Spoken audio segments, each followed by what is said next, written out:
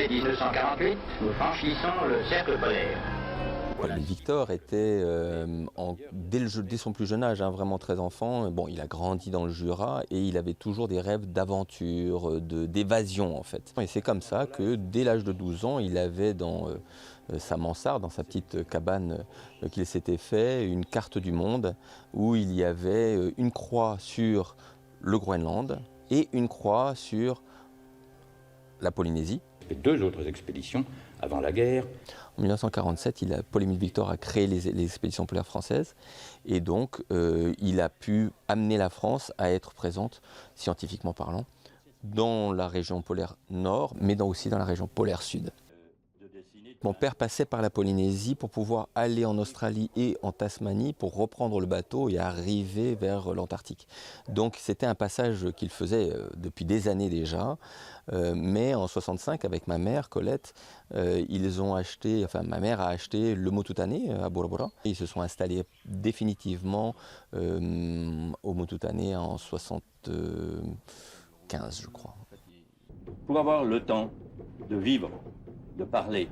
Mon père a, dès le départ, dès son plus jeune âge, 12 ans, aimait justement les peuples qui étaient sains, simples et en relation avec la nature. Et donc les Inuits comme les Polynésiens, à cette époque-là, étaient extrêmement reliés à la nature, étaient extrêmement respectueux de la nature. Et il était attiré par ces deux pôles.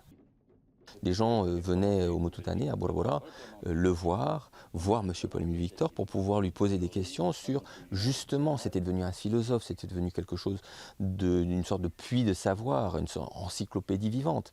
Et donc les gens, que ce soit des politiciens, que ce soit des journalistes, que ce soit des gens connus ou pas, venaient et essayaient de comprendre un petit peu quelle était sa réflexion justement sur l'écologie, sur l'avenir, sur le positionnement humain, sur la science évidemment. Paul-Émile Victor avait évidemment, au vu de tout ce qu'il a fait pour la France au niveau des expéditions polaires françaises et de tout le reste, a eu une dérogation parce que c'était interdit depuis 50 ans de faire une immersion.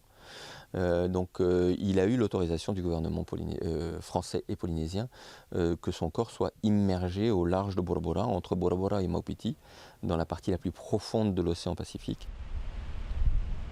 C'était une belle personne et je considère que grâce à cela, je suis aussi en partie devenu une belle personne. Donc voilà.